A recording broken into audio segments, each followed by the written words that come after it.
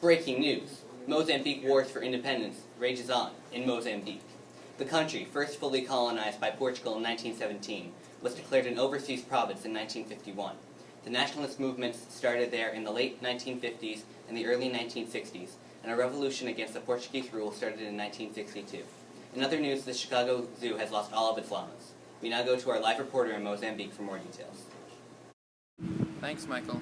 As most people probably know, about 13 years ago in 1962, there was the formation of several Mozambican nationalist movements into one group called the Frente de Libertação de Mozambique, or the Frelimo.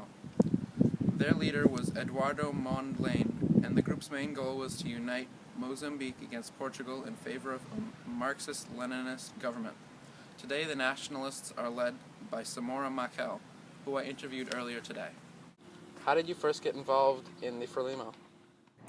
Thanks, Nick. I joined the Frelimo in 1962, and I was lucky enough to receive military training in Algeria with many other freedom fighters.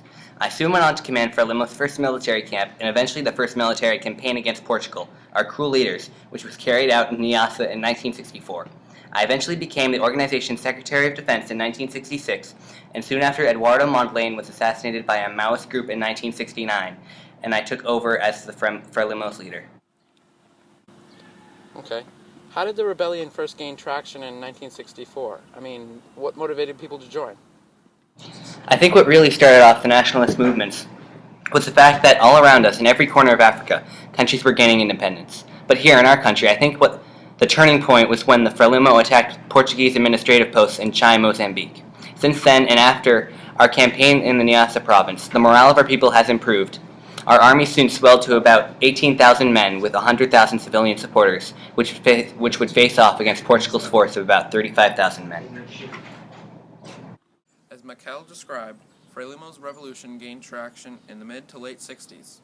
The rebels' main allies were China and Russia. They sent military goods and equipment over to Mozambique in the hopes that they could expand the reaches of communism around the world. But the revolution was soon put down in 1970 under the command of Portugal's General Cousa de Arriaga. The Chinese allies suggested that the insurgents attack the Cahora Bassa Dam that was being built in the Tete province, which they did to no avail. Some rebels were even taken to China to be trained as propagandists. In the early 70s, the rebels had a mere 7,000 against Portugal's 60,000. However, they were soon able to gain a foothold when in 1973 the rebels attained advanced weaponry such as helicopters and surface-to-air missiles from China. Back to you in the studio, Michael. Thanks, Nick. In 1974, the dictatorship in Lisbon, Portugal was overthrown, and the new government called a ceasefire.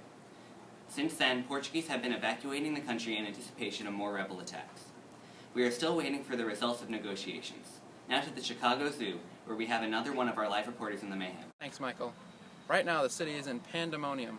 Llamas are racing throughout the streets and making their way into the most famous buildings in Chicago. That's all there is in the story right now. Back to you, Michael. For those of you who are just tuning in, there is still a battle for freedom in Mozambique. Oh, it appears that I am being told that Mozambique has just announced their independence. Celebrations are being held all throughout the country on this June 25th, 1975 in their time zone. The Frelimo leadership states that a single-party socialist republic will be put in place of the old Portuguese rule, with Samora Machel most likely being the first president.